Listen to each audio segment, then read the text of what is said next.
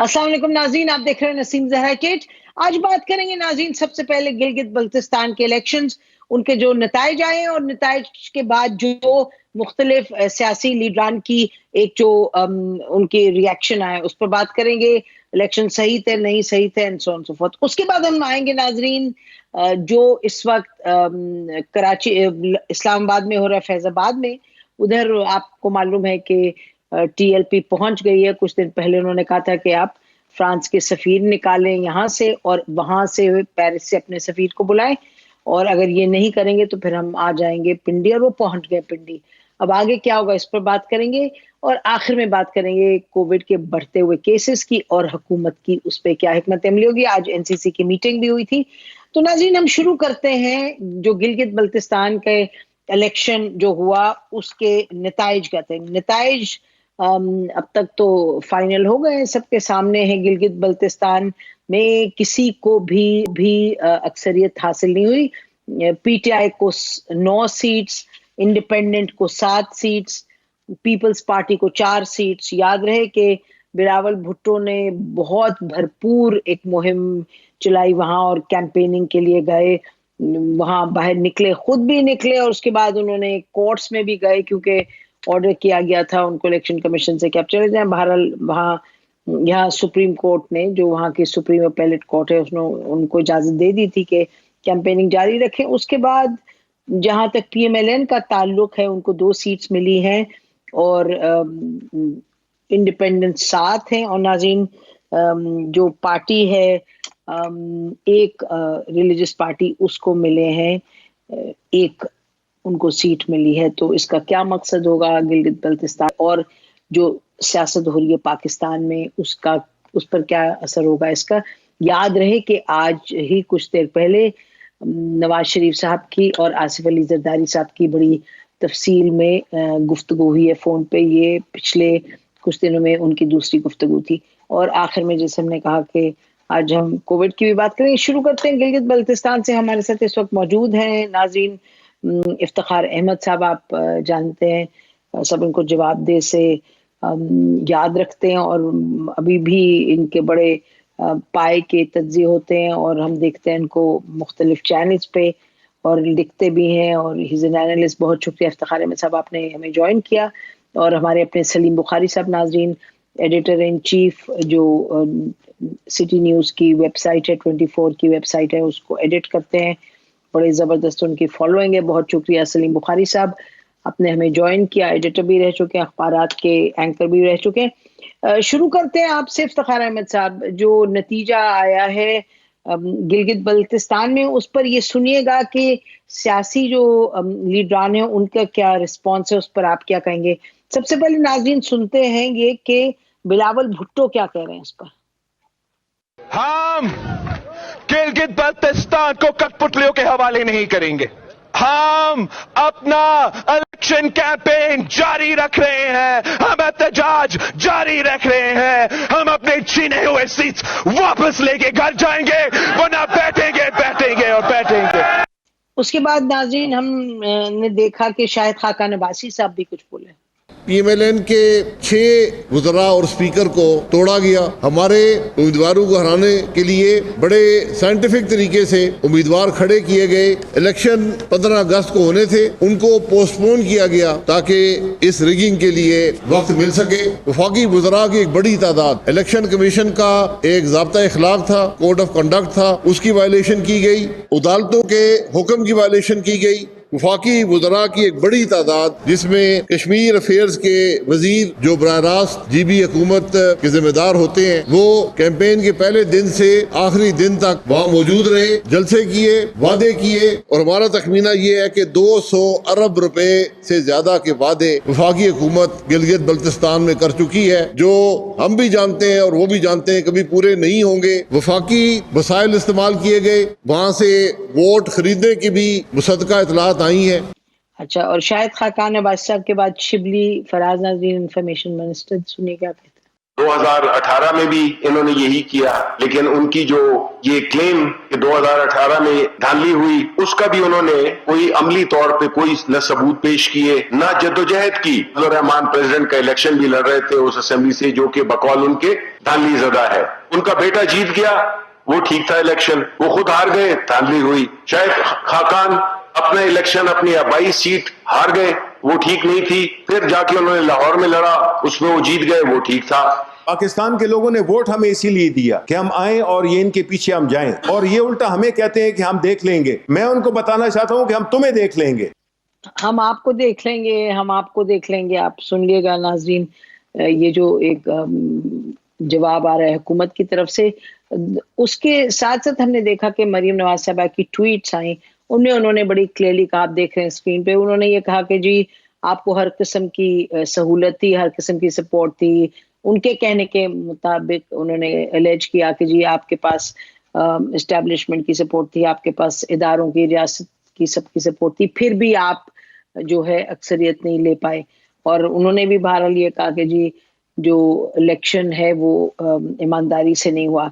तो इफ्तिखार अहमद साहब, आपकी क्या इस पे राय है? ये तो बात मुसद्दिका बात है कि दुनिया निकली, लोगों ने वोटिंग की और साथ साथ बड़ी जबरदस्त कैंपेन्स भी चली, तो ये क्या है?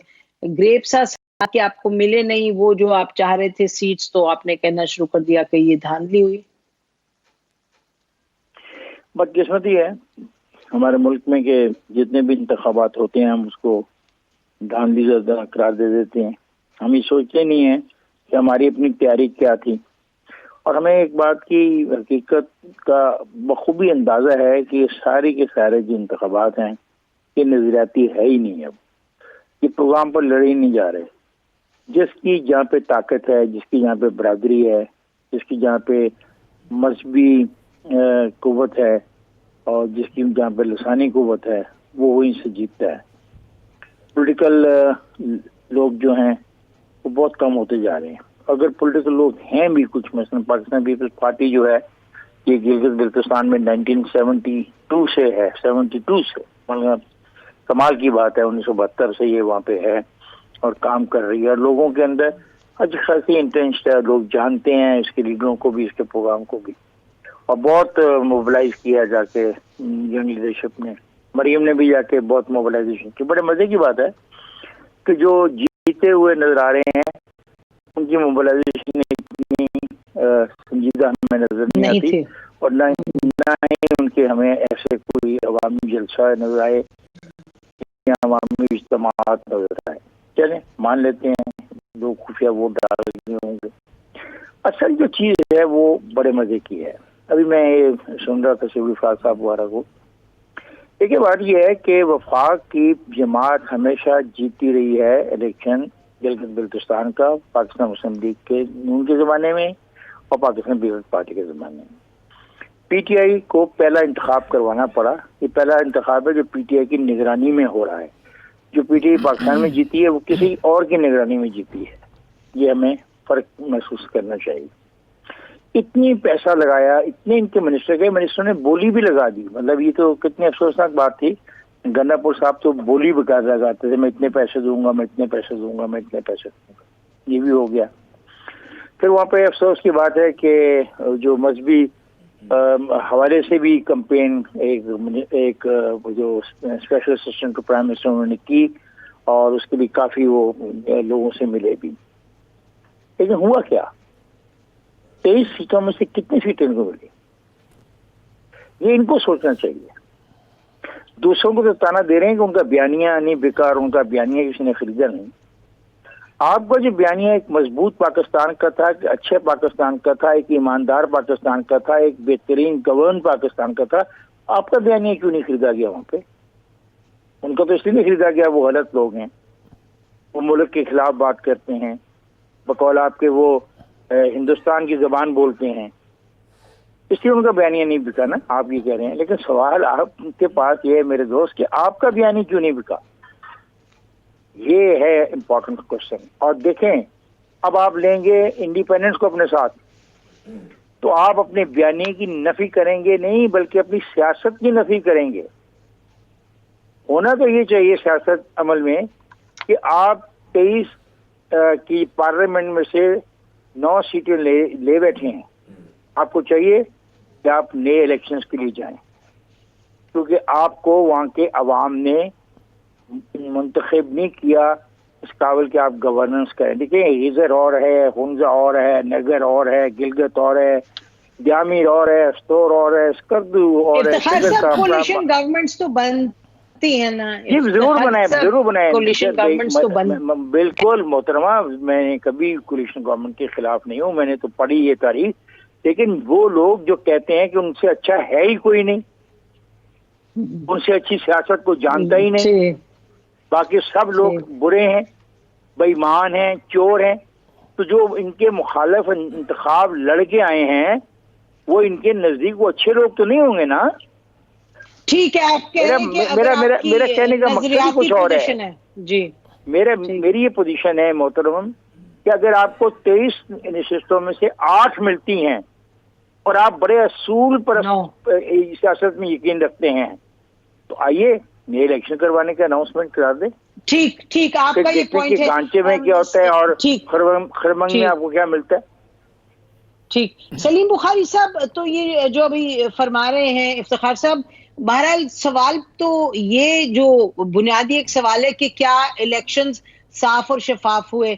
हम मरियम नवाज साहबा का भी सुना, जो उनकी भी तनकीद है, और अभी इफ्तिखार साहब की भी कमेंट्री अब सुन रहे हैं, और जो रिजल्ट्स भी सामने आए हैं, तो फिर क्या आप ये तो मानेंगे कि इलेक्शन साफ और शफाफ हुए? क्योंकि अगर उस तरह की धांधली हुई होती तो फिर पीटीआई इतने कम सीट्स कैसे लेती?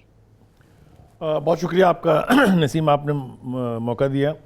गुजारिश ये है कि ये भी तो हो सकता था ना कि अगर वहाँ धांधली ना होती, जैसा कि इल्ज़ाम लगा रही है अपोजिशन, तो ये 9 सीटें भी ना मिलती पीटीआई को। ये भी तो इम्कान मौजूद है ना।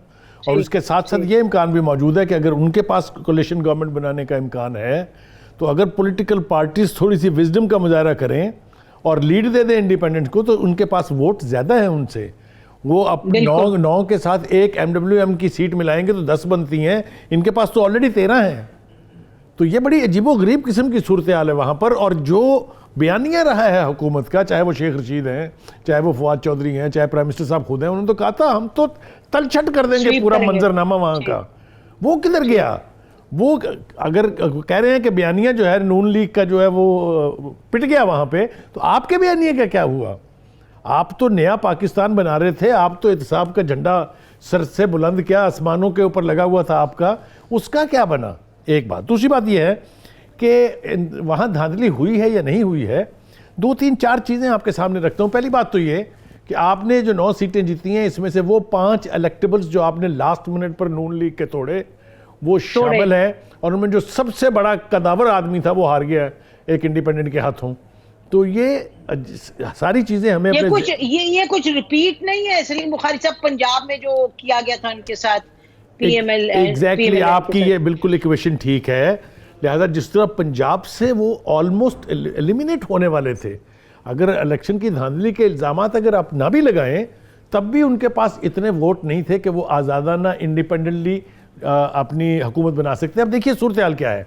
सूरत हाल ये है कि ना तो पंजाब में वो स्ट्रॉन्ग पोजीशन में है, ना वो सेंटर में स्ट्रॉन्ग पोजीशन में है, ना वो KPK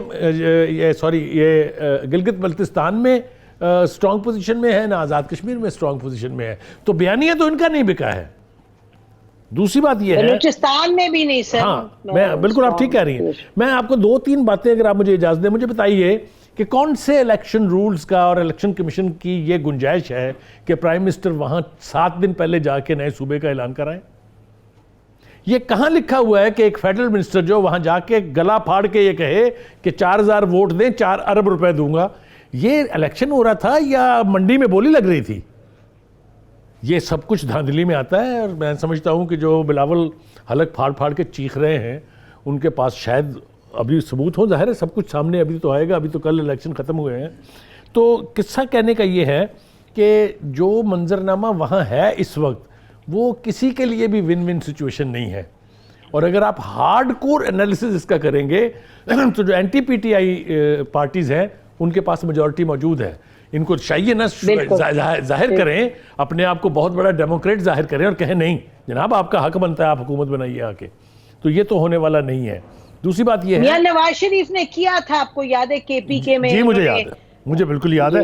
देखें ना, हम अच्छी मिसालें तो उनकी सिवाय उनको कर्ज करने के हम किसी अच्छी मिसाल का उनके हवाले से तो जिक्र कर नहीं सकते ना, ये हमारी मजबूरी है, यानी PTI की मजबूरी है, मेरी तो नहीं है, मैं तो कहता रहता हूँ, आप भी कहती रहती हैं। तो कहने का मतलब ये है कि अगर अभी भी आप देखें किस ढिठाई से बैठ के उनके मिनिस्टर, उनके स्पोक्स पर्सन किस ढिठाई से बैठ के ऐसा तासुर देने की कोशिश कर रहे हैं जैसे स्वीप कर लिया उन्होंने इलेक्शन। वहां उनके तो हाँ सफे बातम बिछनी चाहिए इसके ऊपर।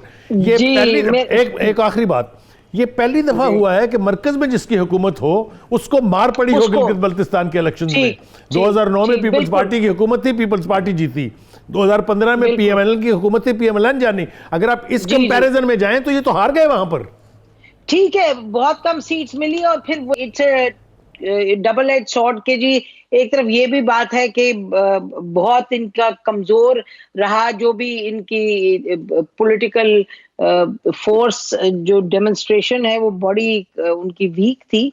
दूसरी तरफ ये भी है नाजरीन के शो ऑफ स्ट्रेंथ तो बड़ा कमजोर था। दूसरी तरफ फिर क्या हम ये कहें कि इलेक्शंस कदरे ईमानदारी से किए गए, लेकिन हमारे प्रोग्राम में ही आके कवर दिलशाद साहब जो सेक्रेटरी रह चुके हैं इलेक्शन कमीशन के, फॉर्मर सेक्रेटरी, उन्होंने बड़ी क्लियरली कहा था, और वो किसी पार्टी के हामी नहीं है, यकीनन ऑपोजिशन के तो नहीं है।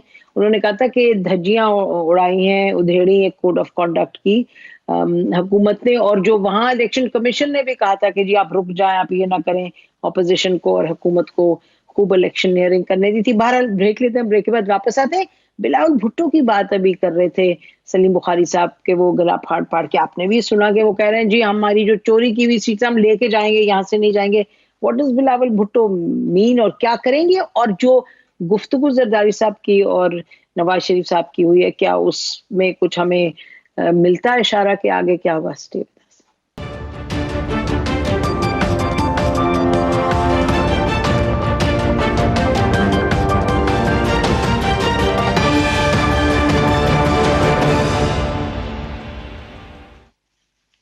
वेलकम बैक नाज़रीन। हमें चलो गुलाम मुस्तफ़ा साहब ने भी ज्वाइन किया ब्रेक में, उनसे भी अब बात करते हैं। और बात हम कर रहे हैं गिलगित बल्तिस्तान के इलेक्शंस के जो नताइज हैं, उसके बाद जो रिएक्शंस हैं मुख्तलिफ पार्टीज के।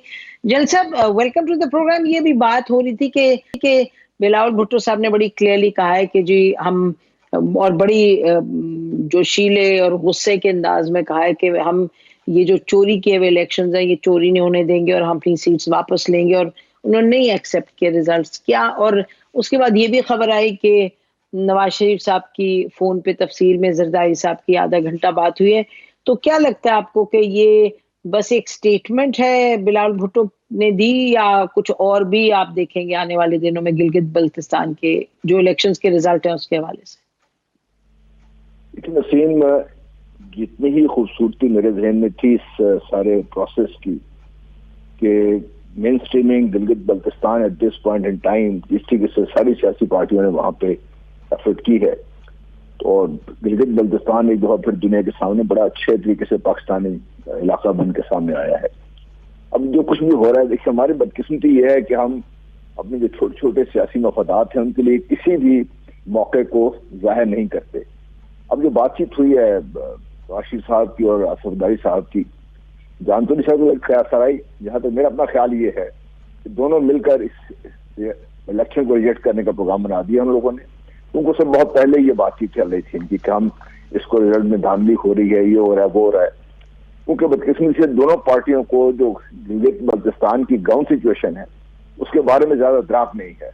जबसे जूसों की हद तक एक बात है, वोट देने की बात और है, और जो वहां के डायनामिक्स हैं वो मेरा नहीं ख्याल कि कोई सियासी पार्टी भी सही तरीके से समझती है। एक तो ये कि उन लोगों की सोच, क्योंकि वो आज से नहीं जब से पाकिस्तान बना है, बल्कि ये वो लोग हैं जिन्होंने अपनी जान हथेली पर रख के अपना इलाका आजाद कराया है, और ये उस जमानत के अमीन है जी। और फिर दूसरा ये कि जब से पाकिस्तान बाज़ वजूद में आया है, इन लोगों का पाकिस्तान की, जिसको हम हर रोज तान करते रहते हैं, फौज से बहुत गहरा ताल्लुक है। हर घर में नहीं तो हर दूसरा घर इनमें एक फौजी भी है, फौज के लोग हैं बिल्कुल NLI में, तो जी बिल्कुल, और शोहदा भी हैं। फिर पाकिस्तान की फौज ने, पाकिस्तान की हुकूमत ने मिलकर इन लोगों को एक पार ले आए हैं इन टर्म्स ऑफ जहां तक आर्मी का वगैरह का ताल्लुक है ये, तो वो इस चीज को समझते हैं और जानते भी हैं वहां पे। इसलिए वहां की जो डायनामिक्स ग्राउंड लेवल पे है बहुत मुख्तलिफ हैं, और जो वोटिंग होती है उस वक्त बहुत सारी चीजें सामने आती हैं। पहली दफा चूंकि इतना ये फोकस में आए सारे इलेक्शन, तो लोगों ने बड़ा बढ़ चढ़ के इसमें हिस्सा भी लिया है। शिकायतें होंगी डेफिनेटली, क्योंकि इलेक्शन तो कहीं भी, ट्रंप साहब शोर मचा रहे हैं अमेरिका में, तो यहाँ पर भी शोर तो लोग मचा रहे हैं। लेकिन बाय एंड लार्ज जो मेरी अपने दोस्तों से बात हुई, मेरे क्लास फेलोज भी हैं वहां पे, उन लोगों ने बड़ी तसल्ली का इजहार किया है। जिनकी बात कर रहा हूँ वो पीपल्स पार्टी से उनका गहरा ताल्लुक है। उन्होंने कहा जी इलेक्शन ठीक हुए हैं, जिस हद तक गिलगित बल्तिस्तान में पहले होता आया है उससे बहुत बेहतर हुए इलेक्शन इस दफा। इन दोनों पार्टियों का तस्लीम ना करना समझ आता है, क्योंकि इनका ख्याल ये था कि ये जिस तरीके से जलसे जुलूस में हो रहा है, और ये दोनों मरीम बीवी भी और बिलावल भी, तो उनका ख्याल डिफरेंट था। लेकिन एक चीज इन दोनों को रिकग्नाइज करनी चाहिए कि दोनों पार्टीज को गिलगित बल्तिस्तान के इलेक्शन की वजह से एक नेशनल लेवल रिकग्निशन भी मिली है दोनों को, और उसको भी अपने संभाल कर रखे हैं। वे इसको ये जाहिर करते हैं इस किस्म के जो इनके हथकंडे जो मुझे नजर आ रहे हैं, जो न सिर्फ गिलगित बल्तिस्तान के नुकसानदेह है, पाकिस्तान के लिए बहुत नुकसानदेह हैं। क्या नजर आ रहे हैं आपको जन साहब, थोड़ा बताइए। मेरा अपना ख्याल ये है कि दोनों मिलके वहां पे एहतजाज, धरने वगैरह वगैरह जो कर सकते हैं वो करेंगे, ताकि इसकी वजह से ये उनको फिर एक और ये पॉइंट मिल जाएगा पीडीएम को कि भाई हमारे साथ ये ज्यादती हुई है, और हम इसकी वजह से जो पूरे मुल्क भर में जो कुछ करना चाहते हैं इस हुकूमत को लड़ने के लिए, या जो भी उनके मकासद हैं उनके हसूल के लिए ये इस गिलगित बल्तिस्तान के इलेक्शन को भी इस्तेमाल करेंगे। अच्छा, तो इफ्तिखार साहब आपको भी यही दिखाई दे रहा है जो जन साहब कह रहे हैं कि गिलगित बल्तिस्तान के इलेक्शंस को नहीं एक्सेप्ट, रिजल्ट को एक्सेप्ट करेंगे और वहां प्रोटेस्ट वगैरह ऑर्गेनाइज करेंगे? सबसे पहले तो जनरल साहब को हैप्पी बर्थडे कहें ना आप सारे लोग, आज जनरल साहब की बर्थडे है। Happy birthday. अच्छा जी, हैप्पी बर्थडे जी, हैप्पी बर्थडे जी। सूखी नहीं होती हैप्पी बर्थडे, आप जरा खुद केक शेक भेजें जनरल साहब। और इस मौके पे मैं जनरल साहब के साथ कोई भी मत्था पंजाबी में कहते हैं लगाने को तैयार नहीं। नहीं, अवाम को हकायक को अपना एनालिसिस को बर्थडे में ना दे दें प्रेजेंट। जनरल साहब की बात में बहुत गहरी बात छुपी है। असल में जनरल साहब ने कहा ये इलाका फौज का इलाका है, यहाँ पे फौज का कंट्रोल था, फौजी हैं और फौज के पास रहेगा। ये है असल में एक सोच जो मौजूद है, और ये सोच बहुत सारे मसाइल भी पैदा करती है और अच्छाइयाँ भी पैदा करती है। कंट्रोल का था उन्होंने जी, कंट्रोल ये नहीं कहते, मैं कह रहा हूँ, आई एम सेइंग इट, मैं बहुत जिम्मेदारी। उन्होंने कहा था फौजी लोग वहां से आए हैं जी। जी बस ये तो इशारतन कहा, इनको बहुत प्यारा इशारा है, मैं समझता हूँ। जिस तरह चकवाल के तमाम करीबी इलाकों में डेवलपमेंट जो है वो वहाँ के इलेक्टेड लोग तो नहीं करा रहे ना। अच्छा, तो बात ये है कि ये हकीकत है कि ये एक बहुत सेंसिटिव एरिया है, और इसमें स्ट्रेटेजिकली जी बिल्कुल वैसे भी सेंसिटिव एरिया है, और हमें यहाँ पे ज्यादा शोर नहीं मचाना चाहिए, मैं मानता हूँ। लेकिन आज बहस ये है ही नहीं शोर मचाने या ना मचाने की, ये तो समझाए ना अपने उन दोस्तों को जो कहते हैं दूसरों को ताने मार मार के कह रहे हैं बयानिया पिट गया, बयानिया पिट गया। जब आप दूसरे का बयानिया को कह के पिट गया तो अगला कहता है तुम्हारा बयानिया कौन सा भी किसी ने खरीद लिया। बहस अब ये चल पड़ी है गिलगित बल्तिस्तान में। बहस ये नहीं है, धांधली वांधली वाली बातें ठीक है, उसमें काफी इरेगुलरिटी हुई, अगस्त में इलेक्शन होना था, अगस्त में नहीं हुआ। वो कहते हैं जब केयरटेकर सेटअप बनाना था हमारे से मशावरत नहीं की गई, बहुत सारी और चीजें हैं कि जो केयरटेकर सेटअप था उसने ये किया वो कि मैं सारी बहस में जाना नहीं चाहता। पोलिंग स्टेशनों पे मेरा नहीं ख्याल कोई धांधली हुई है, जो मेरी ऑब्जर्वेशन है, जो मेरा अंदाजा है।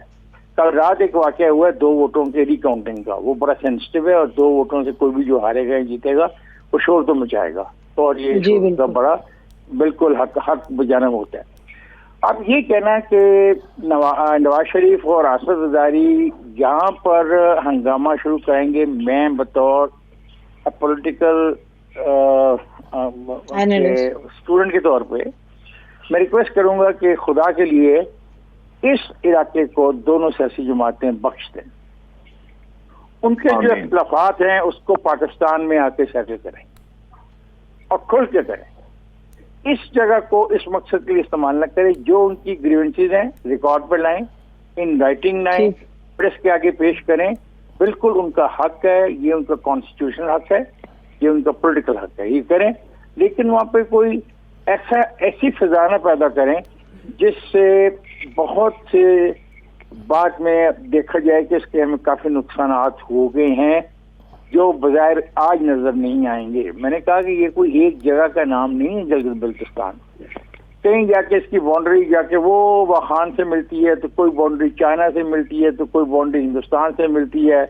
हमें बड़ा सोच समझ के देखना है कि हमने वहाँ पे बिल्कुल जी, बिल्कुल आप सही फरमा रहे हैं। बहुत से इश्यूज हैं जो कन्वर्ज होते हैं इस पे। सलीम बुखारी साहब, अभी इफ्तिखार साहब ने कहा कि बात ये नहीं धांधली वांधी की, बात ये किसका बयानिया पिट गया। देखिए ना, अगर बयानिया पिटने की बात है तो फिर तो जाहिर है उस पे आप प्रोटेस्ट तो नहीं कर सकते। वो तो that is a political political situation जिसमें आप किसका पिटा क्यों पिटा, that is not a thing over which you can contest. और जो जैसे बिलावल भुट्टो का तो गुस्सा है, वो तो कह रहे हैं कि जी हमारी सीटें छीनी गई हैं। एक ये सवाल, और दूसरा ये जो अभी बात की इफ्तिखार साहब ने कि इन मामलात को आप उधर ना सेटल करें, don't come out and protest. आप क्या कहेंगे इस पे कि what is the issue?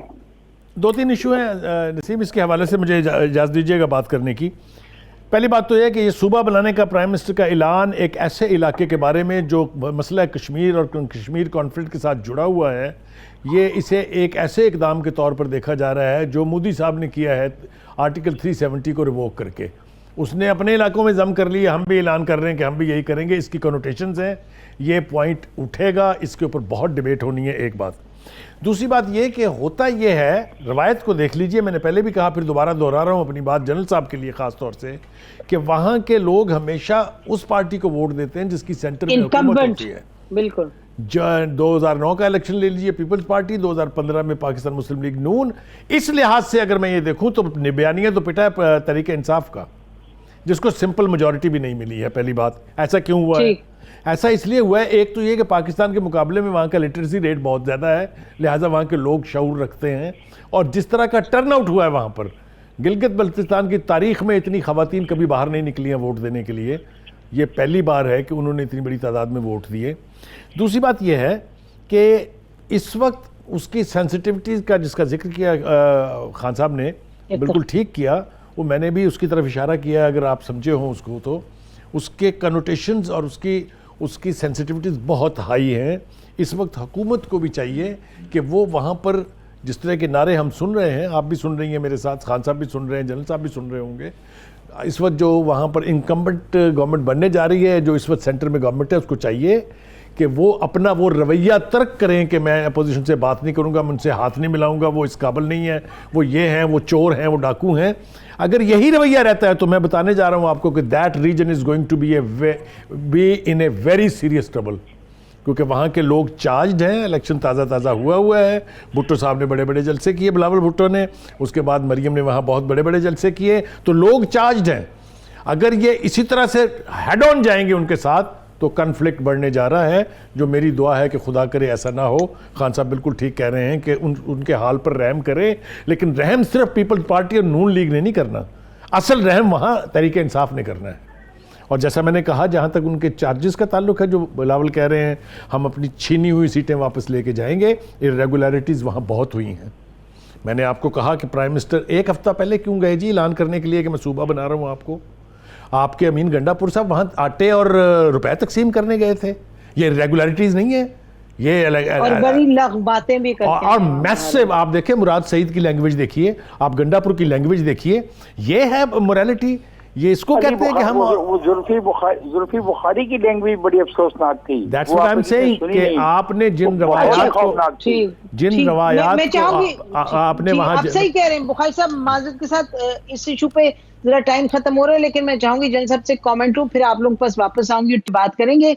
General साहब ये बताइएगा कि अभी जो हमारे दोनों पैनलिस्ट फरमा रहे हैं कि लगता तो ये सबकी गुफ्तगू से कि धांधली इतना बड़ा इशू नहीं है। बिलावल भुट्टो उसको लेके जो भी उन्होंने करना है, उसको एक फॉर्मल चैनल्स हैं जहां आप कंप्लेन कर सकते हैं, बट बियॉन्ड दैट यही यहाँ से आ रहे पैनल से कि जी आप वहां गड़बड़ क्रिएट ना करें। लेकिन ये जो बात है कि ओनस हुकूमत पे है कि इतने अग्रेसिव मोड में ना जाए और तू मैं में ना पड़े ओवर दीज रिजल्ट्स, ताकि कम से कम एक पीसफुल तरीके से ट्रांजिशन तो हो। और ऑब्वियसली जो इशू है इसका कि भाई आप इसको बना रहे हैं, प्रोविजनल स्टेटस दे रहे हैं उसका प्रोविंस का, और वो आप किस तरीके से करें, that's another issue. But your quick comment on the election part sir.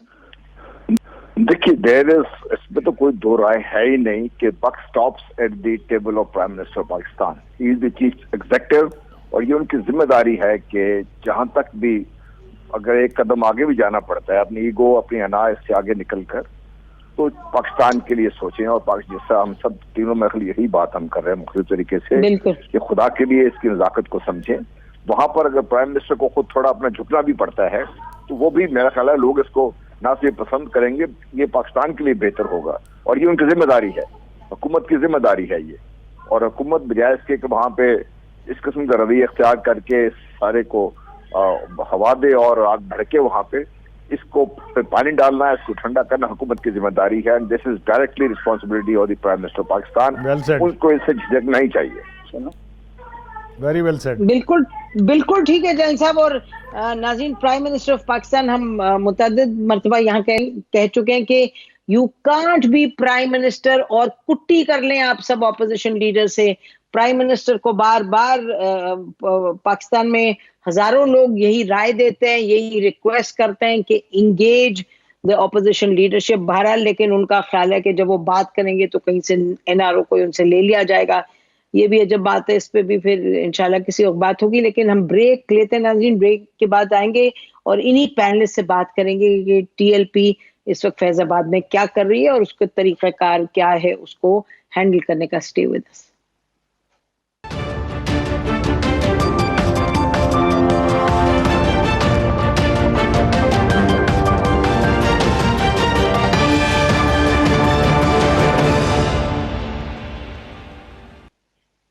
Welcome back नाजरीन। टीएलपी कोई पहली मर्तबा हमने नहीं देखी फैजाबाद में आके उन्होंने धरना दिया हो। हमने नवाज शरीफ साहब के दौर में भी देखा था और काफ़ी मुश्किलात का सामना करना पड़ा था। आखिर में एक सर्विंग मिलिट्री जनरल को जाना पड़ा, उनसे बात करनी पड़ी, कुछ सुलह सफाई हुई और कोई एक मुआहदा भी साइन किया गया। उसके बाद आपको मालूम है कि फिर हुकूमत ने और इदारों ने ये तय किया कि जो टीएलपी की लीडरशिप है उसने गलत किया और उनके खिलाफ एक्शन वगैरह लिया। बहरहाल दिलचस्प बात यह है कि पिछले 5-6-7 रोज से टीएलपी ने ये बड़ी क्लियरली कह दिया था कि अगर फ्रांस के सफीर को ना यहाँ से भेजा गया और पाकिस्तान के सफीर को ना बुलाया गया, जो कि रसूलुल्लाह सल्लल्लाहु अलैहि वसल्लम के हवाले से जो एक गुस्ताखाना कार्टून वगैरह थे और जिस पे फिर फ्रांस के सदर ने भी बहुत ही लग बातें की, उसको जस्टिफाई किया। और फिर हमने देखा कि पाकिस्तान की हुकूमत ने बड़ी क्लियरली प्राइम मिनिस्टर ने स्टांस लिया और प्रोटेस्ट वगैरह किया। लेकिन बहरहाल ये टीएलपी की डिमांड थी और वो निकल पड़े पंजाब से। पंजाब में हमारी पुलिस अफसरान से हमने कोई 4-5 रोज पहले बात की तो उन्होंने कहा जी बड़ा ही मुश्किल है, यहाँ इनको रोकने की कोशिश कर रहे हैं लेकिन यहाँ से चल पड़े हैं। अच्छा, वो अब रियासत है और रियासत के साथ अब बाकी आपके इदारे भी हैं, सियासत भी है, रियासत भी है, लेकिन बहरहाल वो निकल पड़े और निकल पड़े और वहाँ पहुंच गए फैजाबाद। और फिर चैनल्स पर और खबरों में नहीं दिखाया गया और शायद सही बात है कि नहीं दिखाया गया। सब मार धाड़ और कोशिश की गई उनको रोकने की, टीयर गैसिंग वगैरह करते क्या करते, एक डिसिप्लिन भी मेंटेन करना था। लेकिन हम देख रहे थे कि टीएलपी के जो अपने दस्ते हैं वो आगे बढ़ते जा रहे थे कुछ हजारों में। और अब क्या सिचुएशन है आपको मालूम है, फोन कॉल्स वगैरह, ये सेल फोन वगैरह भी बंद किए गए। सिक्योरिटी के लिए करना पड़ता है, एक्शन लेने पड़ते हैं पुलिस को, हुकूमत को, मिनिस्ट्रीज वगैरह को, कहीं फिर इंटेलिजेंस एजेंसीज को भी मुतहरिक होना पड़ता है। तो क्या इनको रोका नहीं जा सकता था? शहरों में जहां से ये पहुंचे हैं, पिंडी, क्या इनसे बातचीत नहीं हो सकती थी? और फिर ये सवाल कि क्या ये तंजीमें अपना इस तरह से यकीनन रसूलुल्लाह सल्लल्लाहु अलैहि वसल्लम पर हम सबकी जान निछावर है, यकीनन इसमें तो कोई सवाल ही नहीं, एक एक सांस हमारा उन पर उनकी मद्दाह में, लेकिन ये जो कदम ये उठाया है हुकूमत की जो रिट है उसको चैलेंज करके, जनरल साहब ये यही तरीका है इसको संभालने का कि वो चलें और पंजाब से निकल पड़ें और चलते जाएं और पहुंच जाएं? तो व्हाट डू वी से कि चलो जी अब यही है, इससे अलावा कोई तरीका नहीं, कल को कोई और निकल आएगा, परसों कोई और फिर यही टीयर गैसिंग होगी और फिर हम गाहे बगाहे यही देखते रहेंगे? क्यों जनरल साहब? नहीं, मैं समझता हूं कि ये टीएलपी की जो क़यादत है, इन्होंने तो जो मौका था इस्तेमाल करना ही था, क्योंकि ये इनके अपने इश्यूज और हैं इनके भी। हुकूमत की जो नाअहली इसमें है कि अगर ये पुलिस को पता नहीं था कि कब ये इकट्ठे हो रहे हैं, मैं नहीं समझता कि ये पुलिस को पता नहीं था और हुकूमतों को पता नहीं था, हुकूमत को पता था।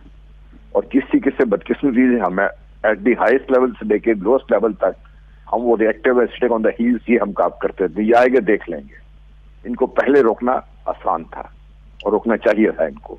और ये कोई तरीका नहीं है कि आप एक जत्था लेके चढ़ जाए इस्लामाबाद के ऊपर और जो नेशनल फॉरेन पॉलिसी है उसको आप डिक्टेट करें बैठ के, इधर बैठ के। उनको पाकिस्तान की हुकूमत ने, पाकिस्तान ने बहुत कुछ भी देखना है और बहुत स्ट्रांगली मेरा ख्याल हमारे प्राइम मिनिस्टर ने ना सिर्फ कंडम किया था, बल्कि उन्होंने तो 2-4 कदम आगे गए थे इससे। इनको कोई समझाने वाला नहीं है इस बात को। अब हुकूमत के लिए, अब जबकि यहाँ ये पहुंच गए हैं, इस सिचुएशन नाउ, इसको अगर वो जोर से करेंगे तभी मसला बनेगा, अगर नहीं करेंगे तभी मसला बनेगा। अब ये कैश 22 है। मेरा अपना ख्याल ये है कि हुकूमत को बड़ा वाज़ेह तौर पर इनको भी बाकी कौम को पैगाम देना है, जो मसाइल है कौमी सतह, इसमें मसाइल है वो हुकूमत को हल करने दें। इन लोगों का ये काम नहीं है। इन्होंने अपना प्रोटेस्ट कर दिया, रिकॉर्ड हो गया, हुकूमत ने भी इसको रिकॉग्नाइज कर लिया है। इनको अगर ये वापस नहीं जाते तो मेरा अपना ख्याल ये है कि हुकूमत को वो सब कुछ करना पड़ेगा, करना चाहिए, ताकि आज अगर इस जत्थे को आपने आवाज दे दी तो कल को और लोग चढ़ जाएंगे इससे।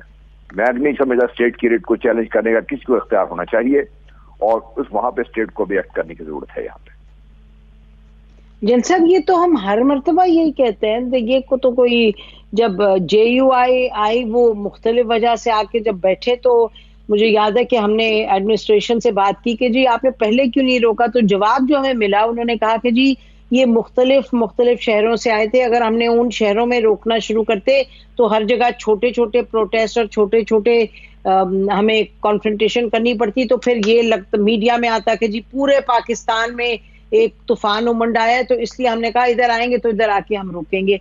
ये तो JUI के मामले में हमें ये कहा गया, उससे पहले भी हम सुनते आए हैं जो आप फरमा रहे हैं कि जी ये नहीं होना चाहिए, लेकिन हर दफा हम कहते हैं ये नहीं होना चाहिए तो इट ऑलवेज हैपन्स। तो क्या यानी कि हम इसी तरह चलेगा कि हम यही कहते हैं? नहीं चल सकता नसीम, इस तरह नहीं चल सकता। ये मैं सब गलत आर्गूमेंट है कहना।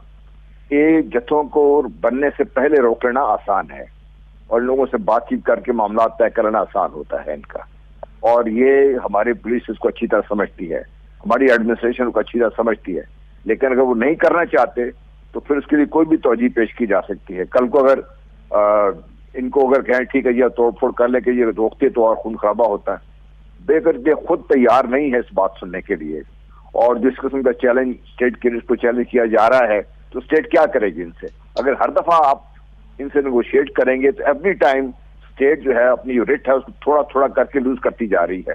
और इस स्टेज पे अगर आज आप देखिए ये पुराने धरनों को लेके आज देखिए आके, तो स्टेट ऑन स्केल 1 to 100 मेरा ख्याल इस वक्त 70-75 पे आके खड़ी है। ये जो 25 जो लॉस ऑफ स्पेस है स्टेट का, वो स्टेट के लिए बहुत नुकसानदेह है, हमारे कौम के लिए नुकसानदेह, मुल्क के नुकसानदेह, खासकर आज के हालात में जहाँ पे हम हर तरफ ये देख रहे हैं मसाइल बने हुए हैं। इसलिए पाकिस्तान कैनॉट अफोर्ड के एक और नया किस्म का खड़ा करके हम बैठ जाए इसके लिए। अच्छा सलीम बुखारी साहब और इफ्तिखार साहब आप दोनों लाहौर में बैठे हैं, आपने यकीनन देखा होगा, आप दोनों के ये तजुर्बा है और आपके इतना वास्ट नेटवर्क है। Your finger is on the pulse. Iftikhar साहब, आपको क्या पता चला पिछले 4-5-6 रोज में? हमने तो जब पुलिस ऑफिसर से यहाँ बात की तो हमें यही कहा गया कि जी बड़ा मसला, ये तैयारी कर रहे हैं, पकड़ रहे हैं, देखें जी अब इनका क्या करें। तो क्या हुआ, क्यों नहीं रोका गया इनको? जब मैं और जनरल साहब और सलीम बुखारी साहब मिन्नत कर रहे हैं कि भाई तुम लोग जाके गिलगित बल्तिस्तान में को हंगामा ना करना, क्योंकि वो मुनासिब नहीं है हमारे लिए। और हमारे शहर में और उनका प्रोग्राम है कन्वेंशन सेंटर तक जाने का। रात उनका ख्याल था कि हम क्लब जो है, कोई क्लब है वहाँ पे, तो उसके ऊपर कब्जा कर लेते हैं। तो भाई बात ये, जब मामला इस हद तक चले जाएंगे तो फिर क्या होगा? किसने उनको इतनी जरूरत दी? लाहौर में जब पोस्टर पहला बैनर लगा तो नजर नहीं आ रहा था ये पोस्टर और बैनर छाप कौन रहा है, किधर से आ रहे हैं, कौन इनको फाइनेंस कर रहा है? और फिर वो FET पता नहीं क्या है, कोई ऐसी चीजें आप कह के डराते हैं हमें। वो खासतौर पर शिबली फराज कि बड़ा ब्लैकमेल कर रही थी अपोजिशन हमें उस बिल में, तो ये FET में नहीं आएगा। क्या है ये, रियासत है? कहाँ बैठे हुए हैं हम? This is serious matter. It is not for me, it is not for you Naseem, it is for the state, it is for the state organ. क्या वो स्टेट ऑर्गन सुन नहीं रहे कि पिंडी में वो क्या कह रहे हैं? वो मुझे नहीं मुखातब करके गाली दे रहे, वो मुझे चैलेंज नहीं कर रहे, वो जिनको चैलेंज कर रहे हैं उनको पता है। और यही हुआ था सूफी मोहम्मद वाला मामला। छोटा छोटा ग्रो होता था सूफी मोहम्मद का, हम जाते थे सवाल में छुट्टियों पे, बिल्कुल। तो हम हैरान रह गए कि माहूगंज के अंदर उधर राइफल की गोलियां दी जा रही है, ट्रेनिंग दी जा रही है। तो हमने आके लोगों से कहा यार वहाँ पे क्या हो रहा है? और जी बस वो ऐसे ही है, कोई सूफी मोहम्मद है वो जी बिल्कुल आप ठीक कह रहे हैं। बिल्कुल पास का भी ऐसे ही। सलीम बुखारी साहब ये बताइएगा कि आपने ये तमाम गुफ्तगू सुनी, तो इसको जाहिर है रोकने का सबसे पहले तो जिम्मेदारी जो हुकूमत होती है, हुकूमत वक्त होती है, उसकी जिम्मेदारी है। बट बहरहाल अब जहां जाके खड़े हो गया ये सारा मामला, व्हाट नेक्स्ट? देखिए, मैं थोड़ा सा एहतियात से काम ना लेने का आदी हूँ। मेरे लिए सबसे बड़ा मसला यही है, मैं खुद भी अपने आप को कर्ज करता रहता हूँ।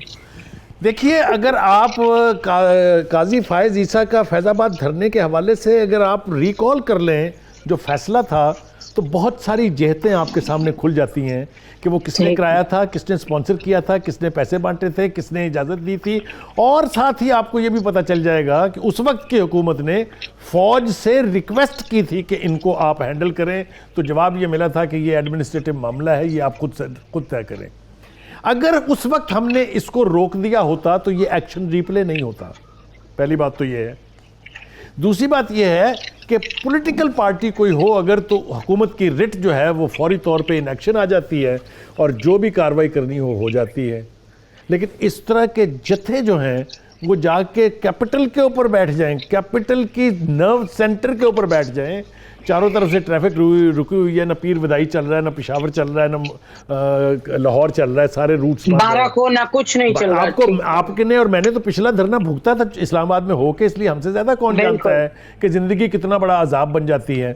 और जो कहा अपने खान साहब ने, वो बात बहुत खौफनाक है कि वो वहाँ पर बैठ के चौराहे में स्पीकर के ऊपर क्या क्या नाम लेके क्या क्या धमकियाँ दे रहे हैं, इसको कौन सुनेगा? अब आज की हुकूमत को उसी तरह का रवैया रखना चाहिए जो उस वक्त रखा था जब पहली दफ़ा धरना हुआ था। ऐसा नहीं है। मैं समझता हूँ कि हुकूमत के उन तमाम सेंसिटिव अदारों की ये जिम्मेदारी है कि इसको ना सिर्फ ये कि कंट्रोल करें बल्कि इंश्योर करें कि ऐसा ना हो। पहले इंटेलिजेंस रिपोर्ट्स के ऊपर भी बिल्कुल पता था सबको। सही कहा जन साहब ने, अगर आपने इस्लाम का जितना बड़ा जिम्मा उठाया हुआ है ना, आपने पूरा इस्लाम जो है वो आपके सर पर टोकरी में पड़ा है, तो फिर कीजिए टर्की की तरह से रिएक्ट, फिर भेजिए सफीर को। क्या अर्ज है इसमें? इस्लाम की कॉज है ना। जो कुछ हो रहा है हम मरने मारने के लिए तैयार हैं, अपनी जानों के नजराने आपने भी दिए, मैं भी दे रहा हूं, लेकिन इसको सुनेगा कौन? Who will translate this into reality? कौन सी क़यामत आ जाएगी अगर फ्रांस का सफीर वापस चला जाएगा? मुझे बताइए। बिल्कुल ठीक है, बट आप कह रहे हैं कि आप इसलिए भेजें वापस because that's what you believe in, लेकिन अब TLP पहुंच के ये डिमांड करे तो आप उस पर ये ये तो बहुत पहले कर लेना चाहिए था, हुकूमत को बहुत पहले कर लेना चाहिए था। ठीक, बिल्कुल ठीक कह रहे हैं आप। यही हमें प्रोग्राम खत्म करना पड़ेगा। जैन साहब, वेरी क्विकली कोई लास्ट कमेंट आप देना चाहते हैं, क्योंकि पहले भी जो टीएलपी ने किया, उसके बाद जस्टिस फाइज ईसा के जो जजमेंट थी उसकी भी तफसील हमारे सामने है, और उसके बाद आज जो ये हुआ, और ये कि ये चीजें रिपीट हो जाती हैं, क्या एक डिफिनिटिव एक्शन लेने से कासिर क्यों होती हैं हुकूमतें या रियासती इदारे के दीज थिंग्स कीप, और ये फिर they snowball into much bigger forces? General साहब, आप तो मेरे से बहुत बेहतर जानते हैं।